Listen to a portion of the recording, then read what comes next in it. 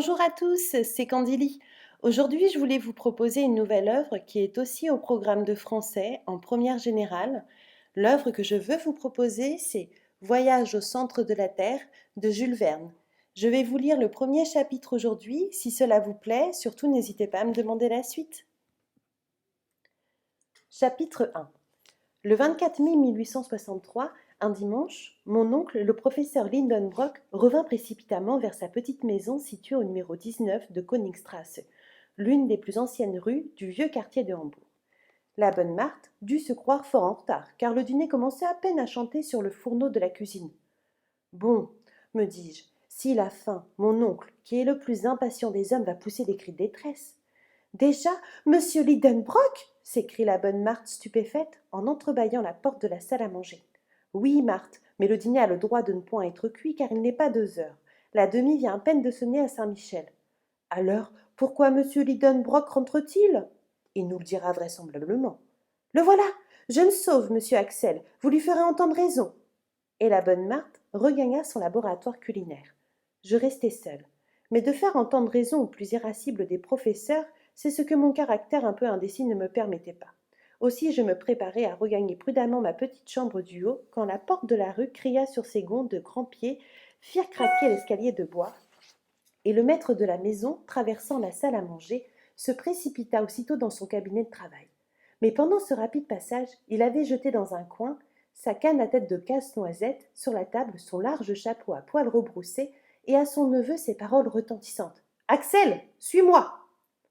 Je n'avais pas eu le temps de bouger que le professeur me criait déjà avec un vif accent d'impatience. Eh bien, tu n'es pas encore ici? Je m'élançai dans le cabinet de mon redoutable maître. Otto Lidenbrock n'était pas un méchant homme, j'en conviens volontiers, mais à moins de changements improbables, il mourra dans la peau d'un terrible original. Il était professeur au Johanneum et faisait un cours de minéralogie pendant lesquels il se mettait régulièrement en colère une fois ou deux. Non point qu'il se préoccupât d'avoir des élèves assidus à ses leçons, ni du degré d'attention qu'il lui accordait, ni du succès qu'il pouvait obtenir par la suite. Ces détails ne l'inquiétaient guère. Il professait subjectivement, suivant une expression de la philosophie allemande pour lui, et non pour les autres. C'était un savant égoïste, un puits de science, dont la poulie grinçait quand on voulait tirer quelque chose. En un mot, un avare. Il y a quelques professeurs de ce genre en Allemagne. Mon oncle, malheureusement, ne jouissait pas d'une extrême facilité de prononciation, sinon dans l'intimité, au moins quand il parlait en public, et c'est un défaut regrettable chez un orateur. En effet, dans sa démonstration au Johanneum, souvent le professeur s'arrêtait court. Il luttait contre un mot récalcitrant qui ne pouvait pas glisser entre ses lèvres. Un de ces mots qui résistent, se gonflent et finissent par sortir sous la forme peu scientifique d'un juron. De là, grande colère.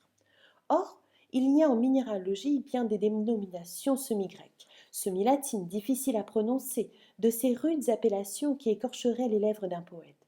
Je ne veux pas dire du mal de cette science, loin de moi, mais lorsqu'on se trouve en présence des cristallisations rhobéodriques, des résines rétinasphalte, des ghélénites, des fangasites, des molybdates de plomb, des tungstates de manganèse et des titaniaques de zircone, il est permis à la langue la plus adroite de fourcher.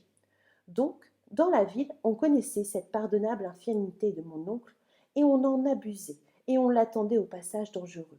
Et il se mettait en fureur, et l'on riait, ce qui n'est pas de bon goût, même pour des Allemands.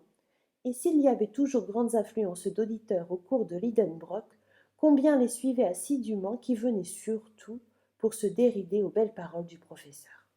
Quoi qu'il en soit, mon oncle, je ne saurais trop le dire, était un véritable savant.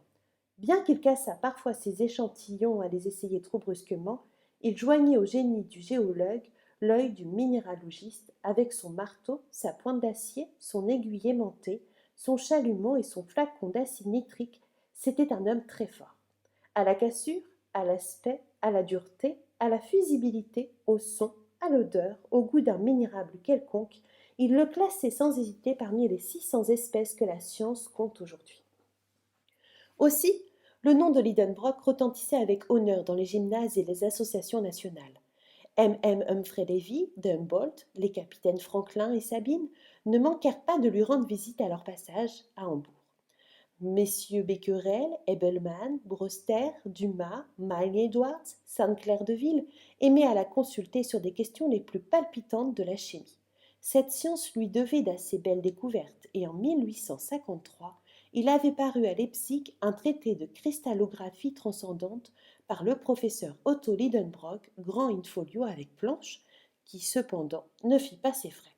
Ajoutez à cela que mon oncle était conservateur du musée minéralologique de M. Struve, ambassadeur de Russie, précieuse collection d'une renommée européenne. Voilà donc le personnage qui m'interpellait avec tant d'impatience. Représentez-vous un homme grand, maigre, d'une santé de fer et d'un blond juvénile qui lui ôtait 10 bonnes années de sa cinquantaine. Ses gros yeux roulaient sans cesse derrière ses lunettes considérables, son nez, long et mince, ressemblait à une lame affilée. Les méchants prétendaient même qu'il était aimanté et qu'il attirait la limaille de fer. Pure calomnie, il n'attirait que le tabac, mais en grande abondance, pour ne point mentir. Quand j'aurai ajouté que mon oncle faisait des enjambées mathématiques d'une demi-toise, et si je dis qu'en marchant il tenait ses poings solidement fermés, signe d'un tempérament impétueux, on le connaîtra assez pour ne pas se montrer friand de sa compagnie. Il demeurait dans sa petite maison de Königstrasse, une habitation moitié bois, moitié brique, à pignon dentelé. Elle donnait sur l'un de ces canaux sinueux qui se croient au milieu du plus ancien quartier de Hambourg, que l'incendie de 1842 a heureusement respecté. La vieille maison penchait un peu, il est vrai, et tendait le ventre aux passants. Elle portait son toit incliné sur l'oreille, comme la casquette d'un étudiant de la Tugendbund. L'aplomb de ses lignes laissait à désirer, mais en somme, elle se tenait bien, grâce à un vieil orme vigoureux, encastré dans la façade qui poussait au printemps ses bourgeons en fleurs à travers les vitraux des fenêtres. Mon oncle ne laissait pas d'être riche pour un professeur allemand. La maison lui appartenait en toute propriété, contenant et contenu. Le contenu, c'était sa filleule, Groben, jeune Virlandaise de 17 ans, la bonne Marthe et moi. En ma double qualité de neveu et d'orphelin, je devins son aide préparateur dans ses expériences. J'avouerai que je mordis avec appétit aux sciences géologiques. J'avais du sang de minéralogiste dans les veines, et je ne m'ennuyais jamais en compagnie de mes précieux cailloux. En somme, on pouvait vivre heureux dans cette maison. De Königstrasse, malgré les impatiences de son propriétaire, car tout en s'y prenant d'une façon un peu brutale, celui-ci ne m'en aimait pas moins. Mais cet homme-là ne savait pas attendre. Il était plus pressé que nature. Quand en avril il avait planté dans les pots de faïence de son salon des pieds de réséda ou de volubilis, chaque matin il allait régulièrement les tirer par les feuilles afin de hâter leur croissance. Avec un pareil original, il n'y avait qu'à obéir. Je me précipitai donc dans son cabinet.